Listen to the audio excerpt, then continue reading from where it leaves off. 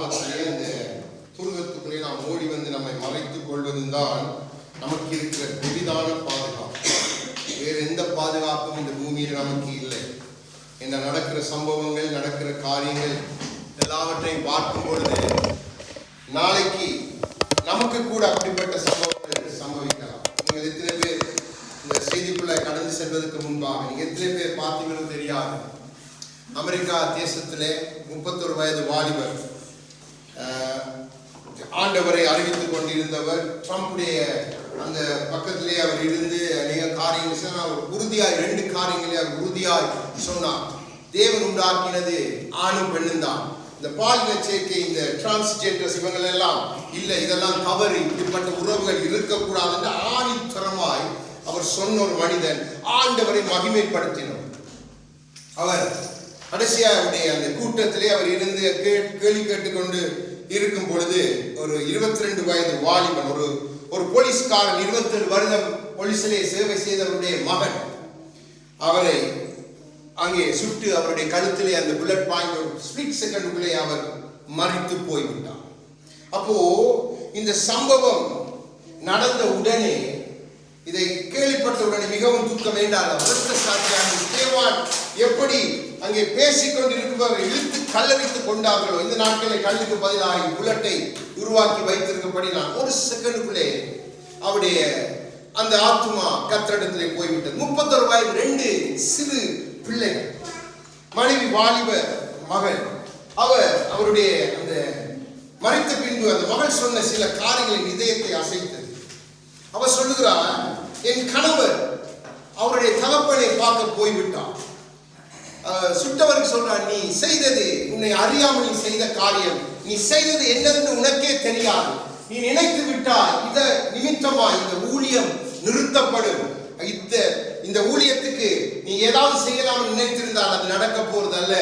இது தொடர்ந்து தேவன் நடத்துவார், அவர் நம்மை ஆற்றுவார், தேற்றுவார், நடத்துவார் என்று சொல்லி அந்த மகள் உறுதியாய் பேசுகிறார். அவர் சொல்ற, என் கணவனுக்கு பிடித்தது எபேசியர்ல இருக்கிற கணவன்மாரை உங்கள் மனைவிமாரை நேசிங்கள் என்ற அந்த அன்பை அவர் பிரதானப்படுத்தி, கிறிஸ்துவின் அன்பை பிரதானப்படுத்தி பேசின ஒரு மகன். ஆனா சத்துருக்கு பாருங்க, இந்த மகன் ஒரு பெரிய, அவனுடைய ராஜ்யத்துக்கு ஒரு பெரிய பயங்கரமா இருந்தபடியினால் சத்ரு அந்த வாலிபனை ஏவினான். அந்த வாலிபன் பிடிப்பட்டது, யாரும் போய் அவனை பிடிக்கல, சொந்த தகப்பனை கொண்டு வந்து அங்கே அவனை நிறுத்துகிறான். அப்போ அந்த வாலிபன் கேட்கிறாங்க, நீ எதற்காய் அவரை சுட்டா? வெறுப்பு நிமித்தம் நாம் சுட்டேன். அப்போ அங்க இருக்கிற அவரோடு இருக்கிற அநேகர் விசாரித்த போது அவனும் ஒரு ஓரினை சேர்க்கைக்காரன். இந்த சம்பவம் செய்வதற்கு 1 கிழமைக்கு முதலாய் அவன் அந்த ஓரினை சேர்க்கையிலே இருக்கிற ஒரு மனிதனை முத்தமிட்டு கொண்டிருந்ததை அவனோடு இருக்கிறவர்கள் பார்த்திருக்காங்க. அந்த மனிதனுக்கு அவன் நிறைய மெசேஜஸ் அனுப்பி இருக்கிறான். தகப்பனுடைய அந்த ரைஃபிள், எங்கிருந்து ரைஃபிள் எடுத்தாலும் தெரியாது. தகப்பன் போலீஸ்ல இருந்தவர், அவனுக்கு அது நல்ல பயிற்சி இருக்குது. அவன் யூனிவர்சிட்டி படிக்கிற 22 வயது வாலிபன். பாருங்க எப்படிப்பட்ட பொல்லாத காலத்தில் நாம் வந்து நிற்கிறோம். அப்போ இந்த மகன் மறித்து இன்றைக்கு அமெரிக்கா தேசத்தை மாத்திர வசைக்க, நியூசிலாந்து, இங்கிலாந்து எல்லா தேசத்தையும் அசைத்து விட்டான்.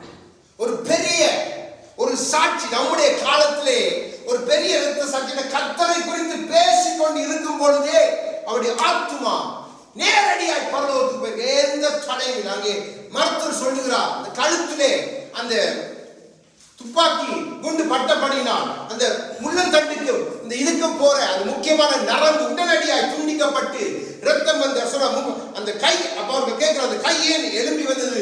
அவருக்கு உயிர் இருந்த அவசரம் இல்லை, அது அந்த மூளைக்கு இருக்கிற கனெக்ஷன் கட் பண்ணப்பட்ட உடனடி அந்த கை உடனடி நடவடிக்கை எடுத்தால் அப்படியே பாதியில நின்றுட்டு ஒரு 30 செகண்ட்ல அவர் மறித்து விட்டார். 30 செகண்ட். யோசிச்சு பாருங்க, நம்முடைய பார்வைக்கு ஏன் ஆண்டவரே உங்களுடைய உடையத்தை தான் இந்த மகன் இன்னும் வைத்திருந்த அடுத்த ஜனாதிபதியை வரக்கூடிய அளவுக்கு அமெரிக்கா தேசத்திலே ஆதரவை பெற்ற 31 வயது அடுத்த ஜனாதிபதியை வரக்கூடிய அளவுக்கு ட்ரம்போடு இணைந்து, ட்ரம்பை அவருக்கு பிடித்ததுக்கு காரணமே ட்ரம்ப் ஓரின சேர்க்கைக்கு விரோதமாக எழும்பினதுதான். அதற்கு முதல் இருந்த ஜனாதிபதிமார் எல்லாருமே அதை ஆதரித்தார். கமலா அவையும் அதை ஆதரித்தார். ட்ரம்ப் அதை வெறுத்து, அது தவறு, வேதத்தின்படி என்று சொன்னபடினால் ட்ரம்போடு இணைந்து நின்ற ஒரு மகன், தாயின் தகப்பனும் அழுது கொண்டு அந்த மகனுடைய கடைசியை செய்யலாம். மனைவியுடைய அந்த பிரேதப்பட்டி திறந்திருக்காரு, விழுந்து கண்ணீரோடு, நான் உங்களை நேசிக்கிறேன் நேசிக்கிறேன் நேசிக்கிறேன், நீங்க அப்பா விட்ட போயிட்டீங்க, ஆனாலும் எனக்கு ஒரு அப்பா இருக்கிறார், என்னை தாங்குவார், என்னை ஆற்றுவார், என்னை தேற்றுவார், அதனால நான் உங்களுக்கு விடை கொடுக்கிறேன், நீங்க விட்டு போனதை நான் செய்து முடிப்பேன். 2 பிள்ளை, சின்ன பிள்ளைகள். யோசிச்சு பாருங்க, எப்படிப்பட்ட காலத்தில் நாம் வந்து நிற்கிறோம். இதை எவ்வளவு தூரம் நீங்க தேடி தேடி பார்த்தீங்களோ தெரியும் இன்டர்நெட்ல. நான் பின்பு அவருடைய நிறைய காரியங்களை பார்த்தேன். அவர் பேசின ஆண்டவர், அதுதான் அவரை அந்த அந்த வாலிபன் சுட்டதுக்கான ஒரே காரணம், சாத்தான் ஏவினான். எப்படி கர்த்தராகிய இயேசு கிறிஸ்து இந்த பூமியில தேவனுடைய நற்செய்தியை கொண்டு வந்த பொழுது யூதாஸ் என்கிற ஒரு மனிதனை குறித்து சாத்தான் ஏவினான், அதே போல அந்த மகனை கொல்லும்படி ஏவினான். பாருங்க, அந்த ஷாட் ஒரு கொஞ்சம் விலை இருந்தால் தப்பி போயிருக்கும். ஏன்னா அவர் பக்கத்துல காட்ஸ் இருக்கிறான், ஏன்னா அவர் அந்த ட்ரம்போடு இருந்தபடினா அவருடைய சரீரத்தை மரியாதையோடு அரை கம்பத்திலே கொடியெல்லாம் பாரு. கர்த்தர் ஒரு மனிதனை எப்படி மகிமைப்படுத்த, இனி அந்த குடும்பம், இனி அந்த தேசத்துல தேவன் செய்ய போகிற காரியம் பயங்கரமா இருக்கேன்டா. உங்களுக்கு தெரியும், ஜான் அனோசிக்கே சொல்லுகிறான். ஜான் அனோசிக்கே என்ற தீர்க்கதரிசி சொல்லுகிறான் அந்த மகனை குறித்து. உங்களுக்கு தெரியுமா, ஆவிக்குரிய மண்டலத்தில் அவர் ஒரு ஏஞ்சல் மாதிரி, அவர் கர்த்தர், அந்த ஆவி அநேகரை சந்திக்க போற அந்த ஸ்பிரிட் அவர் மாமிச ரீதியில சொல்ல, அவர் மோட்டல் பாடி மறைத்திருந்தாலும் அந்த ஆவிக்கு அவர் ஏற்படுத்தின தாக்கம் அநேகரை அசைக்க போகுது, அநேக பிள்ளைகளை சந்திக்க போகுது, அநேகரை அது மாற்ற போகுது என்று சொல்லி அந்த மகனை குறித்து ஊழியக்காரன் சாட்சி கொடுக்கிறார். அப்போ இப்படிப்பட்ட சாட்சி நம்மட வாழ்க்கையில் வேணும். இப்படிப்பட்ட எதுக்கு நாம் பயப்படக்கூடாது. ஏன்னா இந்த நாட்கள் நாம் இருக்கிறோம், நாம் அநேகருக்கு வாயை திறந்து கிறிஸ்துவை காண்பிக்கிறது இல்லை. நாம் அநேகரோடு அவரை குறித்து பேசுகிறதுக்கே தயங்குகிறோம். ஆனா பாருங்க, எத்தனை முஸ்லிம் மக்கள் எத்தனை பேர் கேள்வி கேட்கப்படுதலாம், அவர் சொல்லுகிற பதிலெல்லாம் பார்த்தீங்கன்னு சொன்னா எல்லாம் ஓவர் பாயிண்ட். அதுல ஒரு மனிதன் வந்து கேட்கிறார், இப்போ என்னை ஒரு துப்பாக்கியினால் சுட்டான், எனக்கு இப்ப மரணம் வரப்போகுது, எனக்கு 30 செகண்டா இருக்குன்னு சொன்னா நீங்க எனக்கு சொல்லுகிற ஆலோசனை என்ன என்று ஒரு மாதத்துக்கு முன்பாக நடந்த மீட்டிங்ல கேட்க சொல்லுகிறான். ஒன்றே ஒன்றுதான், இவனால் நீ கர்த்தரை ஏற்றுக்கொள்ள இல்லை, இந்த கடைசி நேரத்திலேயாவது 30 வினாடிக்குள்ள உன் ஆத்மாவை தப்பிக்க முடிந்தா தப்பித்துக் கொள்ள, நீ நேரடியா போய் நிற்க போகுது அவருடைய நியாய தீர்ப்புக்கு நேராக நீ நிற்க போக, உனக்கு எந்த சந்தர்ப்பமும் இல்லை. தேவன் உனக்கு சந்தர்ப்பத்தை கொடுத்தார். கிறிஸ்து தான் தேவன், கிறிஸ்து தான் தேவன். கடைசி அனுப்பின டெக்ஸ்ட் மெசேஜ் என்ன தெரியுமா? கிறிஸ்து எனக்கு ஜீவன், கிறிஸ்து தான் ஜீவன். அவர் கடைசியா அனுப்பின டெக்ஸ்ட் மெசேஜ். அப்போ நம்ம இந்த சாட்சி அசைக்க, நம்ம இதெல்லாம் நமக்கு டைம் இல்லை பார்க்கறதுக்கு. நம்ம சும்மா சாதாரண சுட்டு விட்டால் அப்படித்தான் பார்ப்போம். தேடி தேடி பார்த்தேன் ஒரு காரியங்கள், அது மனிதனுடைய காரியங்கள், அந்த சுட்டவனுடைய காரியங்கள் தேடி தேடி தேடி நான் பார்த்தேன். இந்த காரியங்கள் இதெல்லாம் பார்த்து கொண்டு இருக்கக்குள்ளதான் ஆண்டவர் சில காரியங்களை இதயத்திலே பாரப்படுத்தினார். நாம் எப்படிப்பட்ட காலத்தில் இருக்கிறோம், தேவன் நம்மிடத்தில் எதிர்பார்க்கிறது என்ன? ஆதாம் தேவனுடைய பிரசன்னத்தை விட்டு வெளியில வந்த பொழுது அவனுக்கு இருந்தது எல்லாமே பாடுகள், துன்பங்கள், துயரங்கள், துக்கங்கள் எல்லாம் தான். அப்போ தேவன் இந்த நாட்டில் நம்மிடத்தில் எதிர்பார்க்கிறது நாம் அவரோடு இருக்கணும். நமக்காக எல்லாம் செய்து முடித்தவர், நம்ம எந்த நேரமும் தூக்கி சுமக்க ஆயத்தமா இருக்கிறார். அப்போ நீங்க நினைக்க வேணாம், இந்த மகள் இன்றைக்கு அது தேசமே அந்த மகளுக்காக, அது மாத்திரமல்ல அந்த அரசாங்கமே அந்த மகளோடு நிற்குது. தேவனோட பெரிய அசைவு, சும்மா சாதாரண அசைவு இல்லை. அங்கே நியூசிலாந்துல இருக்கிற அந்த பழங்குடி மக்கள் கிறிஸ்தவர்கள் அவங்களோட பழங்குடி நடனத்தை அப்படி அதை பார்க்கும்போது பயங்கரமாக அப்படிதான் செய்வாங்க.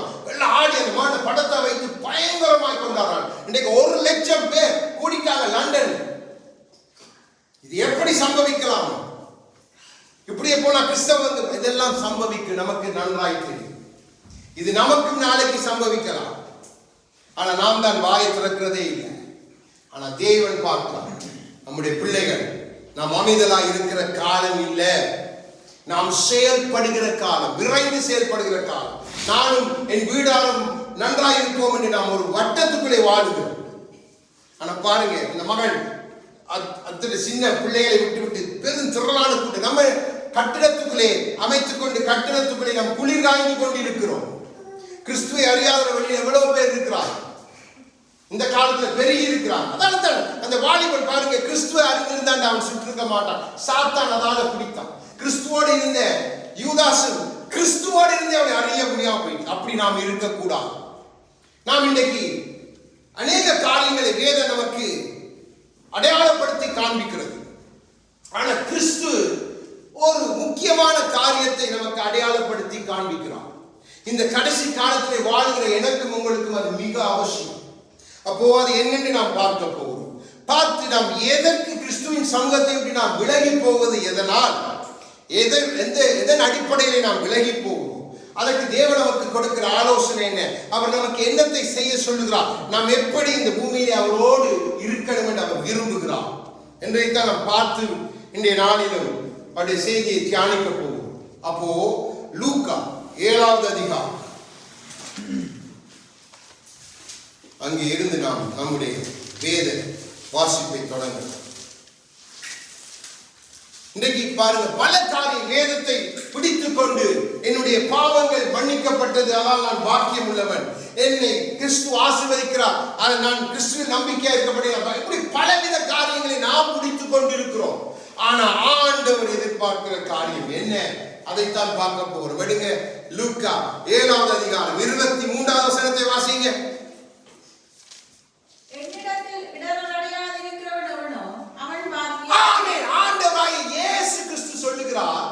என்னிடத்தில் நீங்க இடர் அடையாமல் இருக்கிறதா உங்களுக்கு பாக்கியம். இன்னைக்கு நாம் என்ன சொல்லுகிறோம், நாம் கிறிஸ்துவை நம்புகிறோம், எல்லாம் நல்லது. ஆனா கிறிஸ்து நம் தேவன் நம்மிடத்தில் எதிர்பார்க்கிற காரியம் என்னிடத்திலே நீங்கள் இடர் அடையாது இருந்தால் நீங்க பாக்கியவான். ஏண்டா உங்களை இடர பண்ணுகிற காரியங்கள் தான் இந்த பூமியில சம்பவித்துக் கொண்டே இருக்கு. இப்போ இதை கேட்டு தேவனத்தை தியானித்துக் கொண்டுதான் சொன்னா, நீ இதன் நிமித்தம் இடர் அடையக்கூடாது. இவைகள் எல்லாம் என் வேதத்தை நான் எழுதி கொடுத்திருக்கிறேன். ஒரு கூட்டத்தை அவர் எதற்கென்று ஆயத்தப்படுத்தி இருக்கிறார். அப்போ அது நிறைவேற அவர் அதற்கு பதில் செய்வார், அவரே அதை சொல்லுகிறார். அப்போ தேவன் எதை செய்தாலும் அதிலே நன்மை உண்டு. ஆகவே நான் சொல்லுகிறேன், என்னிடத்தில் நீங்கள் இடர் அடையவே கூடாது. கிறிஸ்துவிடத்தில் நானும் நீங்களும் இடர் அடைந்துவிட்டால் நாம் பாக்கியமற்றவர். ஆண்டவரை சொல்லுகிறார், என்னிடத்தில் நீங்க இடர் அடையாட்டி நீங்க பாக்கியவான். நாம சொல்லுகிற பாவங்கள் மன்னிக்கப்பட்டது, நான் பாக்கியவான்கள். நாம் கிறிஸ்துவை நம்புகிறவர்கள் பாக்கியவான்கள். நாம் பல பாக்கியவான்களை நமக்கு பிடித்து வைத்திருக்கிறோம். ஆனா ஆண்டவர் சொல்லுகிறார், நீ என்னிடத்தில் இடர்கள் அடையக்கூடாது. ஏண்டா இடர்கள் அடைய பண்றதுக்கே நம்மை சுற்றி அநேக காரியங்கள் இருக்கு. அதைத்தான் நாம் தியானித்து பார்க்க போறோம். ஏன்னா நம்ம எவைகள் இடர்ல பண்ணுது, அது எப்படி நமக்கு, நம்ம அதை எப்படி பார்க்கிறோம், தேவன் அதை எப்படி நன்மையாய் மாற்றுகிறார், எப்படி தேவன் நம்முடைய வாழ்க்கையை கிரியை செய்ய விரும்புகிறார், இதைத்தான் நாம் பார்க்க போறோம். ஏன்னா நம்ம இடர்கள் அடைய பண்ணுகிற பல தரப்பட்ட சூழ்நிலைகளை நம்முடைய வாழ்க்கை வந்துவிட்டது. கிறிஸ்தவ வட்டாரம் வந்து விட்டது, கிறிஸ்தவ சபைகள் வந்து விட்டது. ஏண்டா கிறிஸ்துவனுடைய சாயலை தரித்துக் கொண்டிருக்கிற சபைகளுக்குள்ளேயே கிறிஸ்துவுக்கு இடலான காரியங்கள் தான் நடக்குதே ஒழிய, நினைத்துக் கொண்டிருக்கிறார்கள் நாங்கள் பாக்கியமானவர்கள், நாங்கள் இப்படி இருக்கிறோம் அப்படி இருக்கிறோம், எங்கள் ஆடை ஆபரணங்கள் உடைகள், எங்களிடத்தில் இருக்கிற வசதி வாய்ப்புகள், எங்கள் சபையின் அலங்காரங்கள், இவையெல்லாம் நம்மை பாக்கியம் உள்ளவர்களாய் கிறிஸ்துக்களை வைத்திருக்குது என்று அவர்கள் நினைத்திருக்கிறார்கள். அந்த மகனுடைய கடைசி நேரத்தில் அவர் போட்டிருந்தது வெள்ளை டிஷர்ட், அதில் எழுதியிருந்த வார்த்தை ஃப்ரீடம். ஒரு சாதாரண கருத்த ட்ரவுசர்,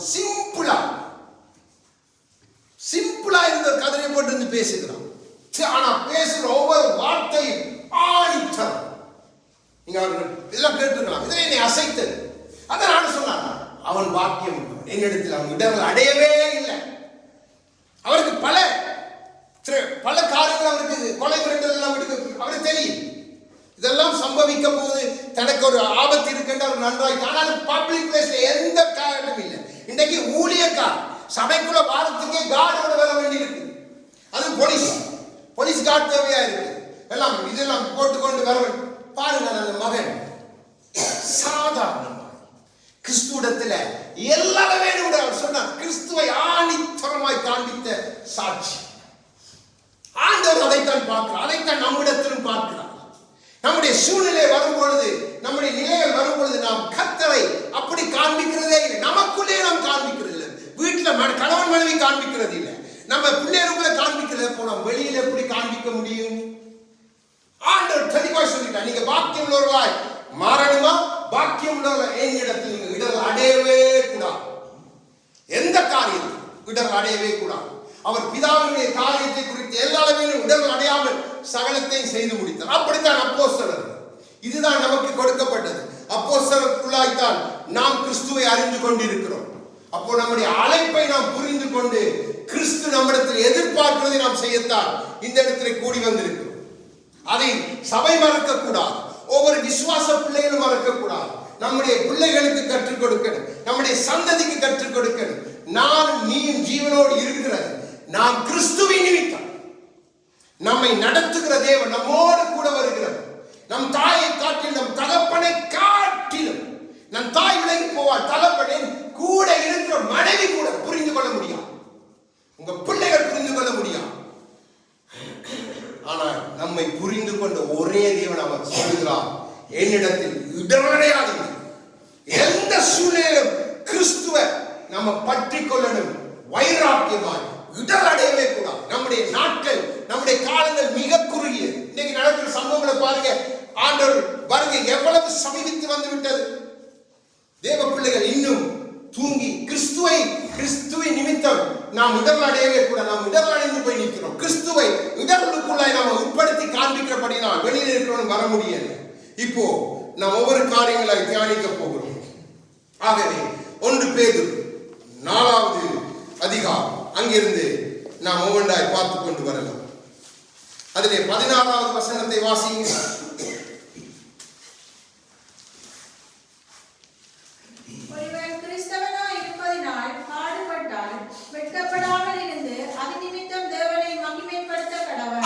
நீங்க பாடுகள் நமக்கு வரும். ஆனா கிறிஸ்துவை நம்ம என்ன செய்யணும்? நாம் மகிமைப்படுத்த, நாம் தேவனை நாம் வெட்கப்படக்கூடாது. நமக்கு அப்படிப்பட்ட காரியங்கள் வரும் பொழுது நாம் வெட்கப்பட்டு கொண்டு நம்ம இடர்கள் அடைகிறோம்.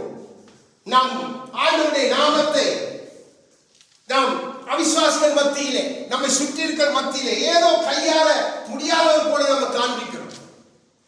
ஆனால் எந்த சூழ்நிலை கடவுளை இழந்த அந்த மகளுடைய அறிக்கை சாதாரண அறிக்கையில வாலிபமாக யோசிச்சு பாருங்க. நாங்க எங்க நிற்கிறோம்? நம்முடைய காலத்தில் நம்முடைய கண்களுக்கு முன்பாக தேவன் எழுப்பின சாட்சி. ஒரு நாள்ல இந்த சாட்சி பரலோகத்தை நிற்கும் பொழுது தெரியும். அப்போ தேவன் நமக்கு அதனோட நம்மை பேசி நம்மை உற்சாகப்படுத்த வேண்டும். அப்போ நமக்கு பாடுகள் வரும் பொழுது, நம்ம வெட்கப்படும் பொழுது நம்ம இடர் அடைகிறோம். ஐயோ, என்னத்துக்கு இந்த பாடு, என்னத்துக்கு இது, அடி என்ன அடித்துட்டா பல காரியங்கள் நீங்க போட்டுக்கொள்ளுங்க. ஆனா சொன்ன அப்படி பாடுகள் பட்டா வேதத்தில் அவருடைய பாடுபட்ட அப்போஸ்தலனாகிய பேதுருவே எழுதி வைக்கிறார். முதலாவது அப்போஸ்தலனுடைய சபைக்கு தொடக்கமாய் தேவன் தெரிந்து கொண்ட பாத்திரம் எழுதி வைக்கிறது.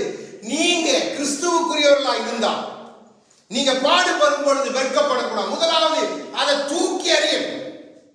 எறிஞ்சு நீங்க தேவனை மகிமைப்படுத்தினா தேவனிடத்துல நீங்க பாக்கியம் உள்ளவர்கள். அப்படியே 17, 18, 19 வாசிங்க.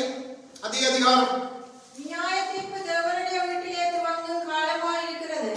முந்தி நம்மிடத்திலே அது துவங்கினால் தேவனுடைய சுவிசேஷத்துக்கு கீழ்ப்படியாதவர்களின் முடிவு என்னமா இருக்கும்? நீதிமானே ரட்சிக்கப்படுவது அரிதானால் பக்தி இல்லாதவனும் பாவியும் எங்கே நிற்பான்? ஆகையால் தேவனுடைய சித்தத்தின்படி பாடலும் வைக்கிறவர்கள் நன்மை செய்கிறவர்களாய் தங்கள் ஆத்துமாக்களை உண்மையுள்ள சிருஷ்டி கர்த்தராகிய அவருக்கு ஒப்புக் கொடுக்க கடவர்கள். அப்படிப்பட்ட பாடுகள், இப்படிப்பட்ட காரியங்கள் உங்களை நோக்கி வரும் பொழுது நான் என் நியாய தீர்ப்பை என் வீட்டில் தான் ஆரம்பிக்கிறேன். என் வீட்டிலே என் பிள்ளைகள் மத்தியில் முதலாவது நியாய தீர்ப்பை நான் தொடங்க போகிறேன். அப்போ நீங்க இடவிட்டா எப்படி நான் பாவியை ரட்சிக்க முடியும்? அப்போ நீதிமான்களாக நீங்களே ரட்சிக்கப்படுவது அரிது என்றால் நீங்க என்னிடத்தில் இடர்கள் அடைகிறீங்க. என்னிடத்துல பெற்றுக்கொள்ள வேண்டிய வாக்கியத்தை, உங்களுக்கு வருகிற பாடுகள், உங்களுக்கு வருகிற காரியங்கள் நிமித்தம் நீங்க என்னை வெட்கப்படுத்திட்டு, நீங்க என்னை மகிமை குறைச்சலாய் காண்பித்து விட்டு நீங்க உங்க காரியத்தை செய்துட்டு நீங்க போறீங்க. ஆண்டவர் சொல்லுகிறார், அப்படி அல்ல, என் சித்தத்தின் படி பாடு அனுபவோ தேவன் நமக்கு அதை கொடுத்து பார்க்கிறார். இவர்கள் என்னிடத்தில் இடர்கள் அடைகிறார்களா, இல்லை என்னிடத்திலே பாக்கியம் உள்ளவர்களா இன்னும் என்னை கிட்டி நெருங்கி சேர்கிறார்கள். என்ன நமக்கு இன்னைக்கு உலகத்துல பல காரியங்கள் நம்மை அசைத்துக் கொண்டிருக்கு. இன்னைக்கு தேவ ஊழியர்கள் மத்தியில பார்க்கிறோம், ஐயோ இவர் கூட பெரிய சபையை கட்டி இப்படி இதெல்லாம் எப்படி ஆண்டவரே, அப்போ நாங்களும் உண்மைத்தானே பற்றி கொண்டோம், தேசம் தேசமாய் கடந்து போனோமே, இப்படிப்பட்ட என்னிடத்தில் இடரடையாமல் இரு, அப்போ நீ பாக்கியவான். நம்ம இடரல் அடைகிறோம். இதை பார்த்தோன்னே நமக்கு இடரல். ஏன் ஆண்டவர் இதெல்லாம் நாம் வாங்கிட்டு தானே உம்முடைய சமூகத்தில் ஆண்டவர் சொன்னார், உனக்கு என்றதை உனக்கு கொடுப்பேன், ஆனா என்னிடத்தில் இடரல் அடையக்கூடாது. அப்போ நம்ம ஆண்டவரிடத்துல கேட்கக்கூடாது. சித்தம் நமக்கு தெரிஞ்சிட்டா வாயை மூடிட்டு அப்பா அவங்க சித்தம் இதுதானா, இந்த இடத்துல இப்படியா இருக்கணும், அப்ப இருக்கிற உங்களுக்கு தெரியும் எப்ப அடுத்த கட்டம், எப்ப அடுத்த இது நீங்க செய்வீங்க. ஆனா பாடு வந்து ஐயோ இங்க இருக்கிற நம்ம அங்க பாஞ்சிடலாம், அங்க இருக்க இங்க பாஞ்சிடலாம், இங்க இருக்க அங்க. அப்போ நீங்க ஆண்டவரிடத்தில் இடரல் அடைவீங்க. ஆண்டவர் இந்த இடத்துக்கு அழைத்து கொண்டு போனா தேவ சித்தம் அதுவா இருந்தா அங்கதான் நிக்கணும். அது தேவனுடைய சித்தம் பாருங்க. அப்ப பாடு வந்து விட்டுட்டு காரியங்கள் செய்யும் பொழுது நாம் இடரல் அடைகிறோம். தேவன் அதை அருவருக்கிறார், தேவன் அதை விரும்புகிறது இல்லை. அப்போ நீங்க நன்மை அல்ல தீமை உண்டு பண்ணுறீங்க. உங்களுக்கு தேவன் எதிர்பார்க்கிறார், என் பிள்ளைகளுக்கு எல்லாம் நன்மையாய் செய்யணும். அவரிடத்தில் எல்லா வேறு மனதி இல்லை, நன்மை செய்தவர்.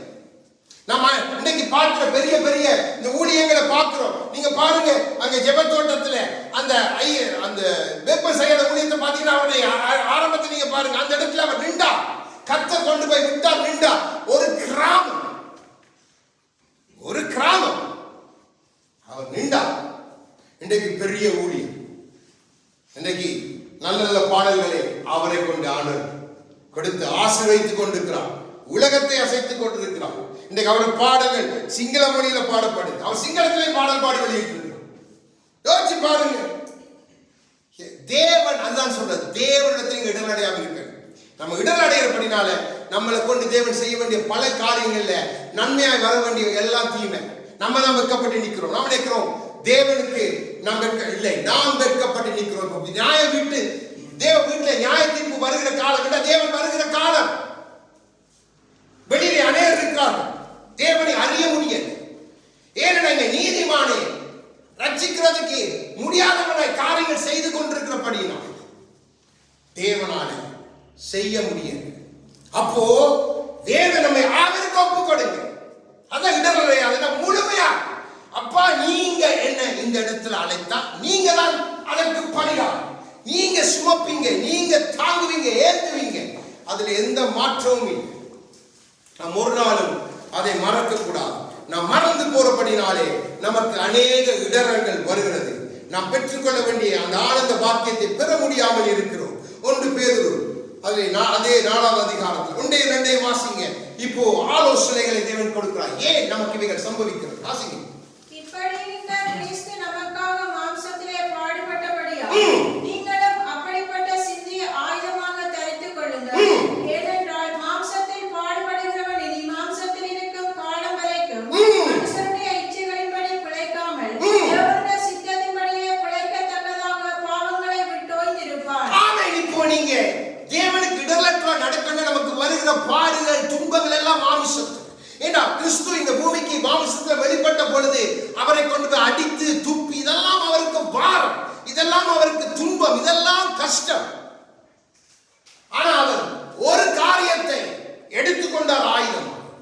அப்படியே அதை நிறைவேற்றும்படியா பாடுபட்டாலும் அதை ஒரு ஆயுதமாய் எடுத்துக்கொண்டு அவர் அதை நிறைவேற்றி முடித்தபடி. அதுதான் கிறிஸ்துவின் வழி, அதுதான் கிறிஸ்தவத்தின் வழி. உங்களுக்கு பாடு ஒரே இருக்கா? தேவன் அழைத்தவர் தன் குமாரனை கொண்டு எல்லாம் நிறைவேற்றி விட்டார்.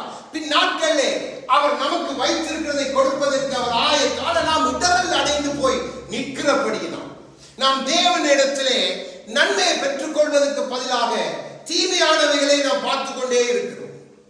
அப்போ இங்கே அழகா கிறிஸ்து நமக்காய் மாம்சத்தில் பாடுபட்டபடியினால் அதுதான் உங்களுக்கு ஆயுதம். அப்போ நீங்க இடரல் மாட்டீங்க. மாமிசத்துக்கு போஜனம் இல்லைன்னு இடறேன், மாமிசத்துக்கு உடுப்பு இல்லைன்னு இடறேன், மாமிசத்துக்கு வேண்டிய அலங்காரம் இல்லைன்னு இடறேன். இதான் இன்னைக்கு மனுஷன் இடறி போறான். இன்னைக்கு பாருங்க, தேவ பிள்ளை இருக்காங்க, ஐயோ அங்க அவங்களுக்கு அப்படி கொடுத்துருக்கு, எங்களுக்கு ஒண்ணு தரல, எங்களை இப்படி நாங்களும் விழுந்து விழுந்து ஜெபிக்கிறோம், எங்களுக்கு ஒண்ணு நடக்கல, எத்தனை ஊழியக்காரன் போய் ஜெபிக்க ஒண்ணு. அப்போ நாம் இடறுகிறோம். ஆண்டவர் சொல்ற இடராது, சர்வ வல்லவர் சகலத்தையும் செய்து முடித்து காண்பித்து மாமிசத்திலே வந்து சகலத்தையும் நமக்காய் செய்து முடித்த கர்த்தர் தான் நம்மோடு பேசிக் கொண்டிருக்கிறார். இன்னைக்கு சபை இதை புரிந்து கொள்ளணும். தேவ பிள்ளைகள் புரிந்து கொள்ளணும். நாம் இப்படிப்பட்ட நல்ல சாட்சிகளாய் பரலோகம் பாராட்டுகிற சாட்சிகளை நம்முடைய வாழ்க்கைகள் இருக்கணும். நம்ம ரத்த சாட்சியை மறிக்கணும் என்று நான் சொல்ல இல்லை. அதுக்கு நியமிக்கப்பட்டவர்களுக்கு தான் அந்த கிருபையை கர்த்தர் கொடுத்திருக்கிறார். அதுக்கு வேண்டிய பலன் அழகாய் தூக்கிட்டு போயிடுவோம். நம்மை அதற்கு அழைக்கல கர்த்தர். நம்மை அழைத்த ஒவ்வொரு நோக்கங்கள் உண்டு. நாம் இடறி இடறி இடறி இடறி இடறி நமக்கு ஏற்ப எப்படி இந்த காலநிலை மாறிக்கொண்டிருக்கு அப்படி நாமும் மாறி மாறி நிற்கிறபடினாலும் இடற ஒரு காரியத்தை நம்ம செய்து முடிக்க முடியாது. கடைசியில் கிறிஸ்து வந்தவனே, நான் நீதிமான ஆண்டவரே, உங்களோட வீட்டில் தானே இருந்தேன், இப்போ நியாயத்துக்கு தான் நான் தப்பிக்கிறேன்னு சொன்ன ஆண்டவர் இல்லை, நீதான் முதல். யோசிச்சு பாருங்க. அப்போ நாம சரியா இருக்கணும் என்று தான் தேவன் நம்மோடு பேசுகிறார். 13, 14, 15 அதே அதிகாரத்தில் வாசிங்க. கிறிஸ்துவின் மகிமை வெளிப்படும் போது நீங்கள் களிகூர்ந்து மகிழும்படியாக அவருடைய பாடுகளுக்கு நீங்கள் பங்காளிகளானதால் சந்தோஷப்படுங்கள். அல்லேலூயா. கிறிஸ்துவின் நாமத்து நிமித்தம் நிந்திக்கப்பட்டால் அல்லேலூயா. பாக்கியவான்கள். ஏனென்றால் தேவனுடைய ஆவியாகிய மகிமையுள்ள ஆவியானவர் உங்கள் மேல் தங்கி இருக்கிறார். அவர்களாலே தூஷிக்கப்படுகிறார், அவர்களாலே மகிமைப்படுகிறார். ஆதலால் உங்களில் ஒருவனும் கொலைபாதகனாயாவது, திருடனாயாவது, பொல்லாங்கு செய்தவனாயாவது, அந்நிய காரியங்களை தலையிட்டுக் கொண்டவனாயாவது பாடுபடுகிறவனாய் இருக்கக்கூடாது. நாம் எப்படி பாடுபடுகிறோம்? நம்ம தீமையான பாடு, நம்ம பகைக்கிறது, நம்ம ஆண்டவரை பணத்தை திருடுறது, யோசிச்சு பாருங்க. மற்ற தேவையில்லாத காரியங்களை போய் நம்ம தள்ளிடுறது, இதெல்லாம் நமக்கு வேணாம். இதால வருகிற பாடுகள், இதை நிமித்தம் அவங்க பேசிட்டா இது ஒன்றுக்கும் செல்லுபடியாகும். இது நீங்க உங்களுடைய மாமிசத்துல நீங்க வேற சிந்தையை தரித்து கொண்டபடினால, கிறிஸ்துவின் சிந்தை அல்ல, சாத்தானின் சிந்தை, அதால வருகிற பாடுகள். ஆனா இங்கே வேதம் சொல்லுகிறது, நீங்க மகிமைப்படும்படியா கர்த்தருடைய நாளிலே உங்களுக்கு அந்த மகிமை, அந்த மகனுக்கு எப்படி ஒரு மகிமை கர்த்தர் கொடுத்திருப்பாரு யோசிச்சு பாருங்க. இனி 2வது மரணம் சேதப்படுத்தும். பவுலுக்கு எப்படிப்பட்ட மகிமை கொடுத்த பவுலுடைய வாழ்க்கை எடுத்து நாம் தியானித்து பார்ப்போம். வேதத்தின் ஆதாரத்தில் எப்படிப்பட்ட அரண்மனை வாசி, எத்தனை காரியங்களை வைத்திருந்த பவுல் யோசிச்சு பாருங்க. பேதுரு எல்லாத்தையும் விட்டு போட்டு கர்த்தரை பின்தொடர்ந்து போனவங்க. அப்போ அவங்களுக்கு வந்தெல்லாம் பாடு. அந்த பாடுகளின் அடிச்சுவடியில தான் நானும் நீங்களும் ஆசீர்வதிக்கப்பட்டு இருக்கிறோம் கிறிஸ்துவுக்குள்ள. அப்போ உங்களுடைய பாடுகள் மற்றவர்களுக்கு ஆசீர்வாதமாய் மாறும். தேவன் உங்களையும் அப்படியே கைவிடுகிறவர்கள் என்ற கிறிஸ்துக்குள்ளே உங்களை அழைத்திருக்கிறார். அப்போ அவர் உங்களையும் ஆசீர்வதிப்பது அதிக நிச்சயமே. ஆனா நமக்கு அது இல்லை. நமக்கு பல காரியங்கள் நம்மை அவரை விட்டு தூரப்படுத்தி கொண்டே இருக்கு. பின்பை நாம் பார்க்க போறோம் எதை நமக்கு அவர் செய்யும்படி சொல்லுகிறார். இலகுவான காரியங்கள், இதை செய்துட்டாலே நாம் இடர்லற்றவர்களாய் பாக்கியவர்களாய் மாறிவிடும். அப்போ நமக்குள்ளே ஒரு ஆவியானவர் அச்சகமாய் கொடுக்கப்பட்டிருக்கார். நமக்குள்ளே இருக்கார். பாடுபட்டா சந்தோஷப்படுத்த, என் பிள்ளை பா என் நாமத்தினால நிந்தித்துட்டு போயிட்டாங்க, ஒண்ணுமே கதைக்கல, அடிச்சுட்டு போயிட்டா ஒண்ணுமே கதைக்கல, சுட்டாங்க வந்துட்டாங்க. யோசிச்சு பாருங்க, நம்ம அப்படி செயல்படுகிறோமா?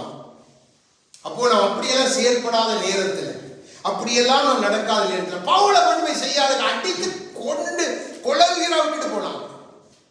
வஸ்திரமெல்லாம் உறிஞ்சு போட்டு போனாங்க. பேதுரை கொண்டு தலையை வெட்டுறது கொண்டு போட்டுட்டாங்க. பேதுரு நல்ல நித்திரம், நான் பாடி தூக்கிற நல்ல நித்திரம், படுத்துறங்கி மகிழ்வுடனே விழித்தெழுது. அவனுக்கு தூதன் தான் கூட்டிக் கொண்டு போராண்டது கூட தெரியாத அளவுக்கு கிறிஸ்துக்குள்ள அவனுக்கு தெரியும். இதெல்லாம் சிம்பிள். ஒரு செகண்ட்ல வெட்டினால நான் வந்துடும் ஆண்டவர், இல்ல அரைஞ்சாண்ட நான் வந்துடும் உங்கள்கிட்ட. அதுதான் கிறிஸ்துவத்தில் இடமடையாத தன்மை. இன்றைக்கு அநேக 90 விதமான கிறிஸ்தவர்கள் கிறிஸ்துவின் இடத்தில் இடர்கள் அடைந்து பாக்கியமற்றவர்களாக நிற்கிறாங்க. அதை புரிந்து கொள்ள முடியாத நிலையில சபைகள் இருக்குது, தேவ பிள்ளைகள் இருக்கிறாங்க.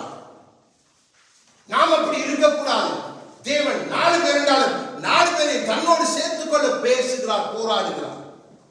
எண்ணிக்கை பெரிதல்ல. எண்ணிக்கையான சபையில் இன்னைக்கு என்னத்தை பேசுறாங்க? எனக்கு அவர் 10 மில்லியன் கொடுத்தார், எனக்கு அவர் ரோல்ஸ் ராய்ஸ் கார் வேண்டி கொடுத்தார், ஆகவே என்னுடைய அடுத்த மகன் அவருக்கு இவருக்கு போட்டி. அதுல அவங்களுக்கு சந்தோஷமா? என்ன தகப்பனுக்கு இன்னும் கொடுக்கணும். பாருங்க எதை கற்றுக் கொடுக்குறாங்க.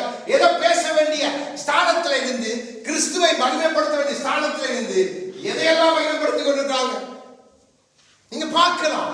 இதெல்லாம் இன்டர்நெட்ல தாராளமா இருக்கு. சத்ரு தண்ட மாயாளி விழுகிறவன் நன்றாக விளங்கிக் கொள்ளுங்க. ஆண்டவத்துல வந்து உலகத்தின் ராஜ்யத்தை காட்டி ஒப்பு கொடுக்கப்பட்ட ஒரு வசனம் ஆண்டவருக்கு தெரியாது. அப்போ இன்னைக்கு அவன் காண்பிக்கிற காரியமே அவன் சாம்ராஜ்யத்துக்கு அது கஷ்டமா முடிய போகுது என்பதை அவன் அறியாம இருக்கு. அதன் பின்னால போற ஆத்துமாக்கள் தான் பரிதான். மிகவும் துக்கம் பிள்ளைகள். நீங்க இதெல்லாம் பார்த்து கர்த்தரிடத்துல ஜெபம் பண்ணுங்க.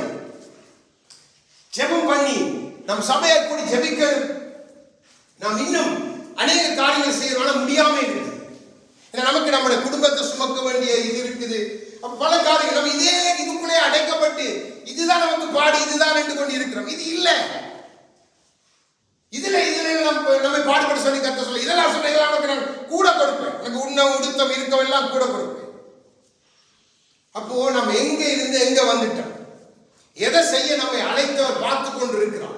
நமக்காக எல்லாம் செய்து முடித்து இப்ப கடைசி நாளில் வரப்போறான். வந்தவனே எனக்கு உங்களுக்கு வைத்திருக்க காரியங்கள் நம்ம ஃபெயிலியர். அப்போ அந்த நாளில் நாம் இப்படி பாவியை போல நிற்க போறோம். ரட்சிக்க முடியாதவர் போல அவர் நம்மை அறியர் என்று சொல்லுகிற ஒரு காலத்துக்குள்ளே நம்மை கொண்டு வந்து சத்ருவானன் வைத்திருக்கிறோம். நாம் விழிக்கணும், நாம் எழும்பணும். 1 பேதுரு 3வது அதிகாரம் 1 அதிகாரம் 16 வாசிங்க. கிறிஸ்துவுக்கேற்ற உங்கள் நல்ல நடக்கையை தூசிக்கிறவர் உங்களை அக்கிரமக்காரர்கள் என்று உங்களுக்கு விரோதமாய் சொல்லுகிற விஷயத்தில் வெட்கப்படும்படிக்கு நன்மனச்சாட்சி உடையவர்களாயிருங்கள். தீமை செய்து பாடனுபவிப்பதிலும் தேவனுக்கு சித்தமானால் நன்மை செய்து பாடனுபவிப்பதே மேன்மையாயிருக்கும். ஆமென். ஆண்டவர் சொல்றார், உனக்கு வருகிற தீமையெல்லாம் நீ நன்மையாய் மாற்று. நன்மை செய்து வை. என்ன தீமை அப்படியே விடுகிற கர்த்தரை நான் பின்பு ஒரு மனிதனுடைய வாழ்க்கையில் நான் காண்பித்துக் கொடுக்கிறேன். ஆனா நன்மை செய்ய சொல்லுகிறார், நன்மை செய்ய சொல்லுகிறார். அது மேன்மை என்று சொல்லுகிறார். நீ அதனால வெட்கப்படக்கூடாது. அவரிடத்தில் நம்ம இடல அடையப்படும்படி நம்மை நிந்திக்கும் போது, நம்மை தூஷிக்கும் போது, நம்மளோட மாமிசம் பேசலாம் பேசி போட்டு கர்த்தாவே மன்னிங்க, கர்த்தாவை இப்படி செய்து சொன்ன ஆண்டு சொன்ன என்னை துக்கப்படுத்தினிய மகனே, என்னிடத்தில் இடல் அடைந்தது என்ன? என் வார்த்தைகளை எழுதி உன் கரத்திலே கொடுத்து நான் நம்பி இருந்தேன். சாத்தான் என்னோடு வந்து சேலஞ்ச் பண்ணுகிறான் உன்னை குறித்து. நான் என் மகன் உன்னை நம்பி சாத்தான் சொல்ல போய் டெஸ்ட் பண்ணிப்பார். பேதுரு டெஸ்ட் பண்ணிப்பார். அவன் போட்டு புடைத்த சுழலால் போட்டு புடைத்த அந்த இதுல நீ விழுந்து போனது என்ன? அப்போ ஆண்டவர் நம்மிடத்துல எதிர்பார்க்கிற காரியம், அவருடைய நேரம் நெருங்கி வந்துட்டு பிள்ளைகளை நானும் நீங்களும் சாக்கு போக்கு சொல்லிடுறேன். நாளைக்கு சொல்ல முடியாது, என் மனைவியால நான் இடறிட்டேன், என் பிள்ளையால நான் இடறிட்டேன், இல்ல என் சபை மக்களால் நான் இடறிட்டேன் என்று எதையுமே நான் காரணம் காட்ட முடியாது. ஏண்டா நம்மை அறிந்தவர் ஒருவர் நம்மோடு கூடவே இருக்கிறார், நமக்குள்ளே இருக்கிறார், ஆவியாய் இருக்கிறார். நீங்க அதை ஒரு நாளும் மறக்க கூடாது. நாம் அதை மறந்துடுத்தான் அநேக காரியங்களை செய்கிறப்போ நம்ம ஏன் இப்படிப்பட்ட நன்மை செய்ய வேண்டிய நாம் ஏன் தீமைக்குள்ள விழுகிறோம்? ஏன் தீமையை நாம் செய்கிறோம்? ஏன் கிறிஸ்துவை நாம் வெட்கப்படுத்துகிறோம்? இப்ப பவுல் சொல்லுகிற காரியத்தை பார்ப்போம். ரோமருக்கு எழுதின அதிகாரம் 7வது அதிகாரம்.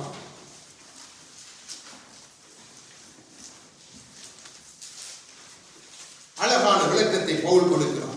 ஏன் நாம் அப்படியெல்லாம் நடக்கிறோம், கிறிஸ்துவிடத்தில் நாம் ஏன் இடர்கள் அடைகிறோம் என்பதற்கு தெளிவான ஒரு விளக்கத்தை அவர் கொடுக்கிறார். இப்ப அதைத்தான் பார்க்க போகிறோம். 7வது அதிகாரம் 18 இருந்து 20 வரைக்கும் உள்ள வார்த்தைகளை வாசிங்க.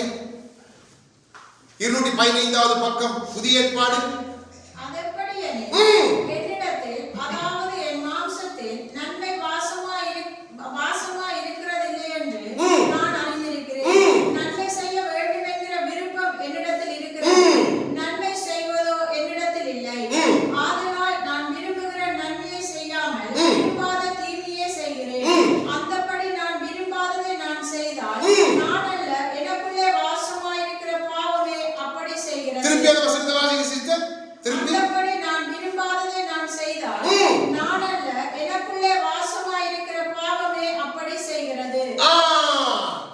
ஏன் நான் அப்படி நடக்கிறேன்?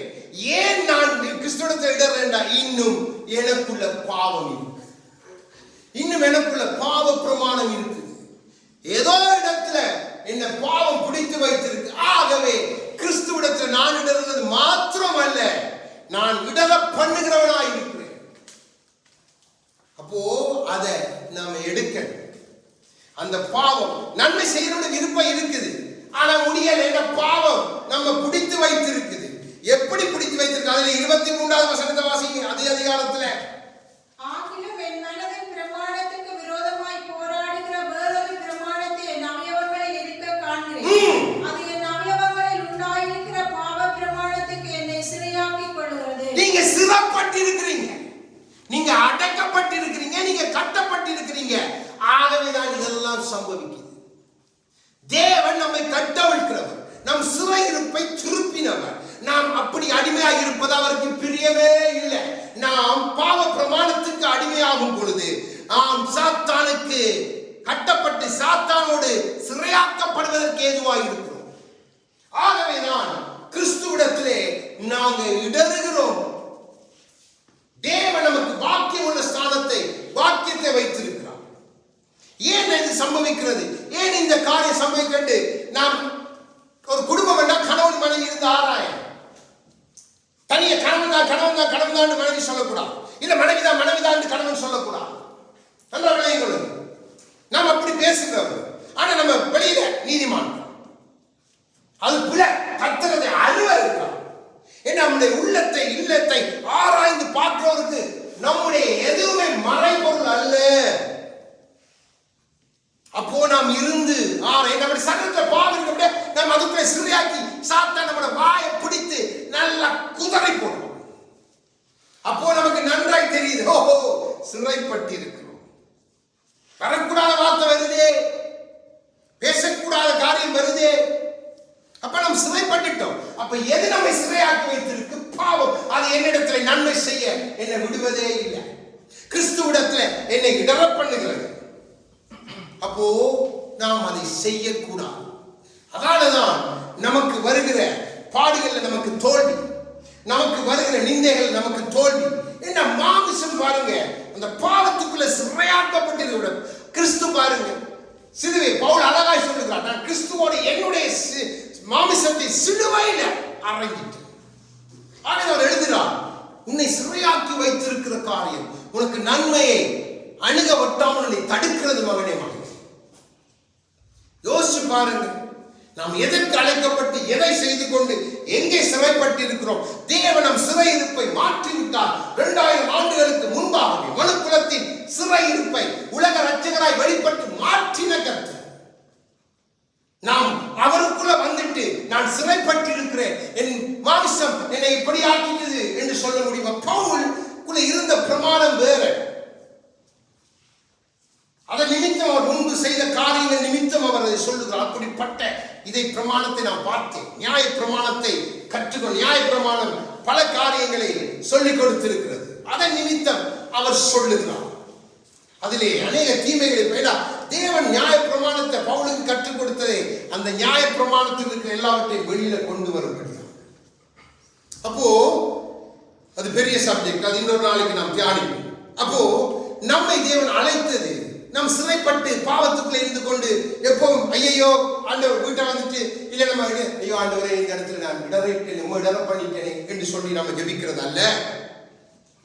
நம்ம முதல் இருந்து நம்ம நம்மை ஆராய நமக்குள்ள ஏதோ ஒரு காரியம் தடையாய் இருந்து நம்மை தேவனுக்கு விரோதமாய் நம்மை இழுத்து கொண்டே இருக்குது. இப்போ பவுல் ஆலோசனை கொடுக்கிறார். ரோமர் 6வது அதிகாரம் 17 இருந்து 20 வரைக்கும் உள்ள வார்த்தைகளை வாசிங்க.